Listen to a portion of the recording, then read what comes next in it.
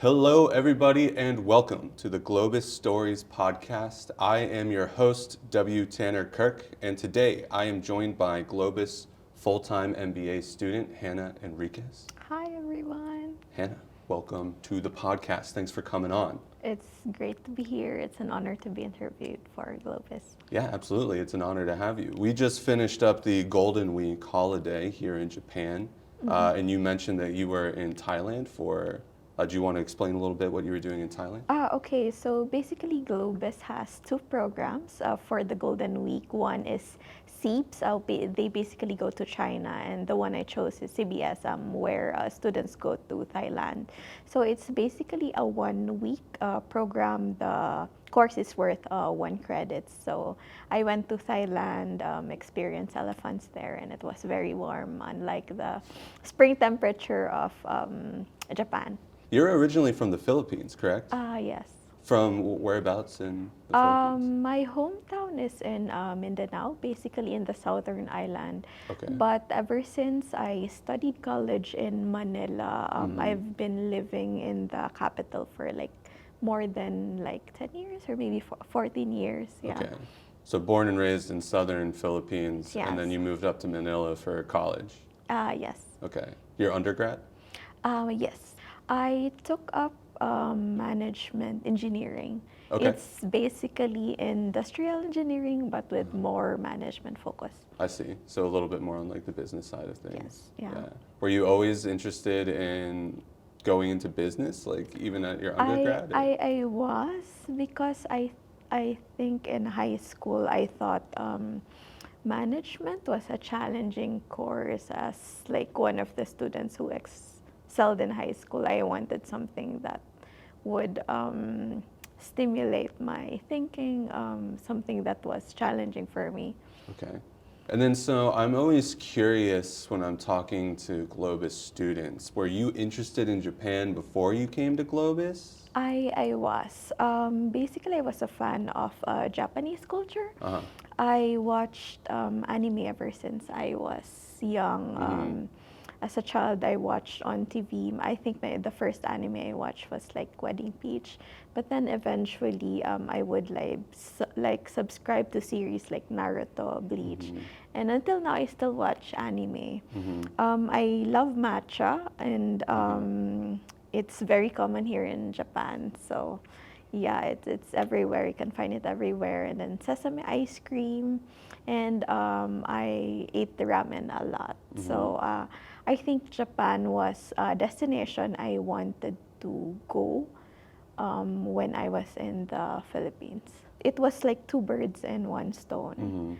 Because ever since I graduated from university, I really aimed to like study overseas. Like I wanted to take my postgraduate degree overseas, and then eventually I forgot about that dream because I started focusing a lot on work.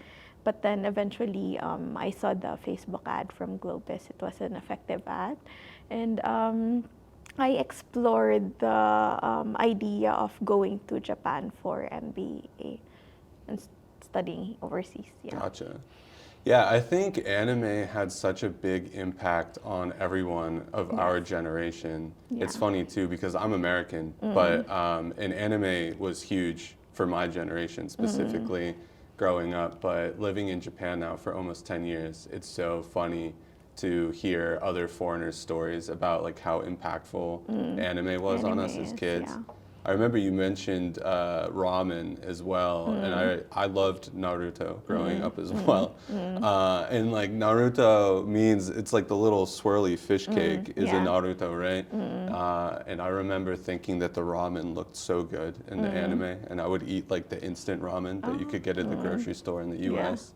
So when I was a little kid, my mom still tells me about it, but when I was little, I told my mom it was my dream to eat at a ramen bar in Japan because like in Naruto, you know, he loves eating ramen with Kakashi sensei. Yeah. So I achieved my dream. Now we can eat ramen in Japan all the time. Yeah. I love the local ramen shops because some of the mainstream ramen shops like Ichiran here Yeah. in Japan. The flavor is something I can find in the Philippines, but the local ramen shops, like the unique flavor, like ramen with yuzu, like it's something that I can only find here in Yeah. Japan. So yeah. Yeah, a lot of the more local shops, they like I feel like every shop kind of has like a special Yeah. twist that they put on it. Yes, yeah. What's your favorite type of ramen, like favorite style? Basically shio ramen, like salt ramen. Yep. Yes.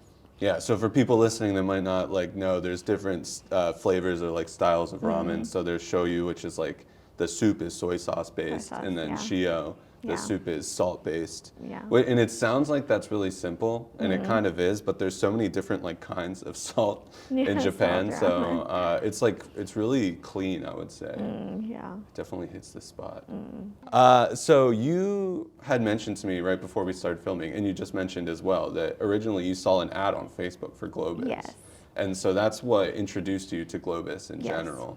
So do you remember what exactly about the ad that caught your eye? And like, I'm just interested to hear your experience from going from scrolling Facebook to now sitting here across from me at GLOBIS. Actually, I saw multiple ads with multiple messages that addressed my need. The first one was, the tagline was, "Do you want to work in Japan?" So it was basically something that caught my interest because like working overseas was like a kind of opportunity that I wanted to have. Another like ad I saw was scholarships available. So basically, financing the MBA is one of the greatest concerns I have. I used to search for schools before, but it's very difficult to find a scholarship for a business postgraduate degree. So basically, I was glad to know that GLOBIS offered a scholarship. So I am currently on scholarship. And the third one, basically about kokorozashi. So I think in our generation, personal mission is something that people don't really know. They feel like something's missing in their lives, but eventually they find their purpose and they find that sense of direction. I wanted to discover that for myself. So basically, an opportunity to work in Japan, have scholarship, and then discover my own personal mission. So for people that are listening that might not be aware, we have like a very global audience, right? And then obviously most people that are listening are interested in GLOBIS or studying abroad. So I think, for one, I'm sure you could agree that the GLOBIS curriculum is quite unique, I think, for Yes. like higher business education. Yes, it's very practical, not theoretical. You can study cases, real cases of businesses, and you make decisions about what you learn about the companies that are discussed in the cases. Yeah, and you had mentioned as well this concept of kokorozashi, which I think is not super familiar to people outside the GLOBIS sphere. Once you're kind of inside the GLOBIS ecosystem, I think we think about kokorozashi all the time. But for people listening that might not be aware, could you explain what kokorozashi means to you? Okay. Basically, kokorozashi is what I really want to do in my life. It gives me that sense of direction. So, do you want to know my kokorozashi? Yeah, so just to kind of clarify for everybody, I guess like the concept of ikigai, I think is more colloquially understood. And that's this Japanese philosophical concept of kind of aligning The flow, right. yeah, finding your happiness. Exactly. But kokorozashi is slightly different, but we basically like to define it as either your life's purpose or On, who's my boss, but she's the head of student recruitment at GLOBIS. She described it to me as what gets you out of bed on Monday morning. Yeah. So it's not necessarily your like personal life, like the thing that you love to do the most in life, but it's kind of what guides you in your career. And it's to help you build a more purposeful career, right? Yes. Developing your kokorozashi. And that's a huge part of the curriculum at GLOBIS. So I would love to hear your kokorozashi. Okay, so when I started in the program, basically August, Like my kokorozashi was actually to do my best, pursue excellence. Basically, one of the regrets that I had when I graduated from university was I saw a lot of potential in myself, but because of like circumstances, I didn't like achieve Latin honors. And over the years, looking back, I feel like I could have done something to achieve it. So I'm trying to like search for that sense of achievement, which is why I want to like do my best here in Globis. And the other one, which is others oriented, was I wanted to care for other people's well-being, and that's why I wanted to show compassionate leadership, basically to love others. Basically, I'm driven by my Christian values, like whatever you do, like do it all for the glory of God. And I think doing my best in everything is actually something closely related to my faith as well as that of loving others. And then when I went through the journey as I studied courses, I encountered like things that challenge my own kokorozashi. Basically, I learned that it's not enough to be good or to be excellent at work. In power and influence, I learned that you also have to learn to navigate the power dynamics. So you can't just be a good worker, but you need to know how to build good relationships so that you can influence others. Basically, there were many courses in Globis that challenged my kokorozashi. I've thought about my kokorozashi, but I'm holding on to it because it's something that is important to me. When you say courses or experiences at Globis have challenged your kokorozashi, do you mean that it's made you rethink it, or Yes. do you want to dive in a little bit Okay. about that? So the full-time program has the course Kei Dojo. It's actually one of the kokorozashi courses. So the kokorozashi courses are LEV, Kei Dojo, and then entrepreneurial leadership. For Kei Dojo, I learned about emotional intelligence. And one of the things I've learned that is that IQ is not an indicator of success. Actually, you also need emotional intelligence. And basically, it's not enough to be good at what I do, but I also need to learn how to regulate or manage my emotions. So it made me think like, okay, my kokorozashi is about excellence, but is it enough? Like, is it something that I really want to pursue, given that it's not the only thing that I need to focus on. But eventually I had to reflect on my values. While emotional intelligence is important, while it's something that I want to pursue as well, I have to prioritize like what's my goal. So basically, for example, in banking, I want to be a good risk manager.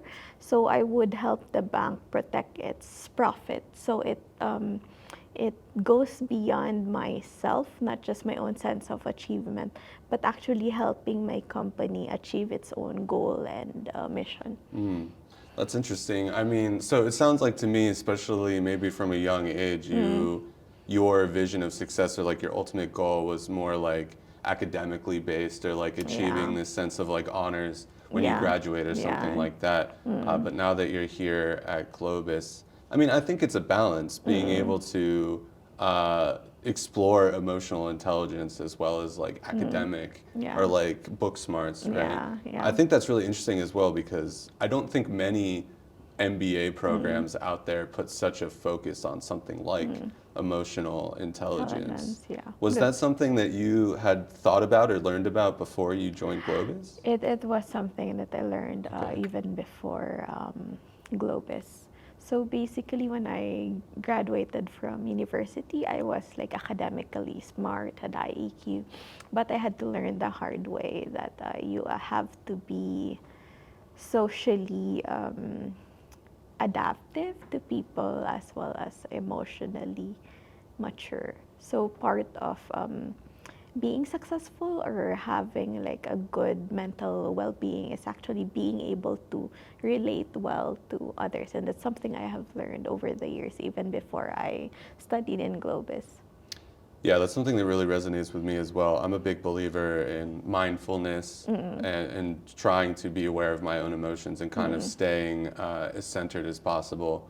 I think it's really important too, especially you said you're interested in getting into risk management and banking. Yeah. And I mean, risk management, just in the job title, it sounds stressful to me. It makes my palms sweaty just thinking about it, right? So you're going to be in stressful situations all the Yes, time. yeah. And I think one of the biggest parts of being an effective leader is being able to stay calm Yes. and help guide your team. Yeah. Yeah. Is there anything in particular in your classes that you learned about, like any tips or advice about emotional regulation, maybe in like in a business setting for people that are listening? Okay. One of the books for KE Dojo is Emotional Intelligence. And one thing that was discussed there was about anger management. So basically, the more you rehearse what makes you angry, you actually become angrier.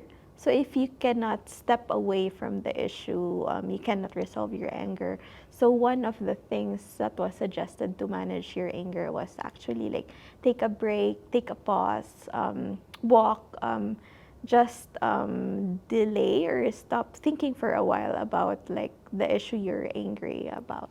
And that way you can lessen your anger until you can process it and think rationally. Yeah, it's funny how that works. Obviously, I work in a more creative field, and it reminds me too, it's something like if you're writing ad copy or I'm editing a video, an episode of the podcast or something, sometimes things just aren't working out the way that you wanted, or you had an idea in mind about how something would go, and it's just not going that way. And I think it's natural for us to gravitate towards revising on it over and over again and trying to force it down that road. Yeah. And it's a pretty common piece of advice for people in creative industries. Sometimes like you need to step away. Yeah. Or one of my mentors at Globis would often tell me when I first started to sleep on it. So if I was working Yes. on an article and something wasn't clicking, sleep on the article, and then you come back to it with a fresh pair of eyes. Yeah. Maybe obviously if you're in the weeds at work in the middle of the day, you can't put everything to the side and say I'll sleep on it. Yeah. But even just removing yourself from the situation for a little while, Yeah. I think is a really good piece of advice. Yeah. When you come back to the next day, like you have a fresh mindset. Yeah. And so you're a full-time student. How long have you been studying at Globis? I started September last year, and basically it's many months already, and I'm nearly like finished with the program. It goes so fast. Yeah. Do you feel like it went by in a flash or? It did. It was actually so fast. But when we were in module 2, I think one of the hardest like modules, because you're still adjusting to the program and there's actually a lot of courses to take in. It actually felt like long. Oh yeah. You feel like I know you're what you in the mean. stress for a long time. But then eventually it passes by and then you get into other modules and then eventually another module comes in. So that's it. It's funny how that works, right? Yeah, The most yeah. stressful times are the longest times. Yeah. The most fun times go by in a Yeah, flash. yeah. I meant to ask you, but we kind of dove into the thick of it so quickly. But was this your first time coming to Japan when you came to Globis? Yes. Okay, yeah. It was my first time in Japan. What was your first impression of Japan? It was very quiet. Yeah. Because Philippines has a lot of noise pollution. There's a lot of cars and people are warm. But I think here in Japan, like I live in Shinjuku, but in the northern part of Shinjuku, you rarely see people like walking by unless you go to the main street. So it is quiet. Yeah. It is very quiet. I'm American, and I think Americans have a reputation for being quite loud people Yeah. in general. especially my native city, Philadelphia. Even within America, we're known for being very boisterous people, and so that was the environment that I grew up in. And then so I learned moving to Japan. It's not something you think about, right? Yeah. Growing up in the Philippines, that's just the environment that you're in. But I learned very quickly when I moved to Japan that being really loud and boisterous, that was my way of showing like I like you, or I want to be your friend, or we like to joke around a lot. But obviously the culture in Japan is so much different. Yeah. But like in Japan, you kind of like read the air, you know, so if you enter a room and everyone else is being really quiet, it's kind of like that intuition that like I should be quiet too. Yeah. Or if you come into the train and everybody is quiet, you have to like read the air. But as an American, we have no sense of reading the air. I think it's like naturally, right? Yeah. So that was something that was really significant to me. And I visited the Philippines as well, and I definitely feel like culturally we're more on the same level. Yeah. Very like loud, boisterous people. Yeah. I feel like the Filipino laugh is very signature. Yeah. Yeah. I miss like playing music like openly, because in my share house it seems like a taboo. Like Yeah. I feel guilty playing music, so I have to turn it off or use my earphones just so I can be quiet. Yeah, that's funny. I was actually playing music on my laptop when we were setting up the podcast this morning, so I can relate to that as well. Yeah. And then you mentioned that you felt like as soon as you got here, it's going to be a long-term thing for you. Yes, I definitely have plans to work in Japan. And So I want to try knowing how Japanese do business. So basically, I'm looking for the right company for me. And once I find a company I can settle in Japan, then definitely I'm thinking long term. nice. Yeah. And you mentioned just before we started filming that you have an internship interview Yes. in a couple hours. Yes. So yeah. you've got 2 interviews today. Yes. I don't know, the other one probably won't be filmed and put on Spotify. But I guess, did Globis help you find that internship, or? Yes, actually, there's a lot of support from the careers office. So in the full-time program, students have the option to take an internship at the end of the program, basically for 2 months. And starting maybe around January or December, careers office will actually like set up what we call ILP. Companies will come to introduce themselves, and after the companies give a presentation, students are actually given the opportunity to apply. But yeah, that's really exciting. Yeah. So you mentioned that you're interested in going into risk management. Is that what you did before Globis? or- I was in risk management for more than 10 years. So it has been my core competency, one of my core skills.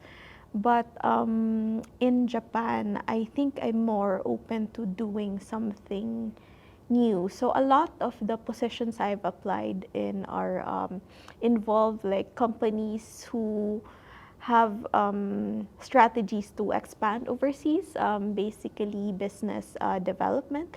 So I have applied in those positions. I'm also interested in finance. One of the courses that I like to study here in Globis is finance. So I completed the finance series I'm taking now in this module, like up to finance 3, which is basically mergers and acquisitions. So I have opened myself to a diverse set of fields. So it's not just risk management anymore, but I want to explore other fields of business as well. That's awesome. And so, Yeah. but finance was, when you entered Globis, it wasn't necessarily on your radar? It wasn't, yeah. So that's really cool. Yeah. I think that's a good endorsement. I don't know how many people would describe finance as fun, but it's awesome to hear that it resonated with you. Yeah. So you're actively applying to internships right now. Yes. And then the goal is to stay and work in Japan long time. Is there anything else that you want to share with our audience as we wrap up here? I did not regret studying in GLOBIS. So basically, for everyone who is considering GLOBIS, it's worth it. You heard it here. I didn't tell her to say that.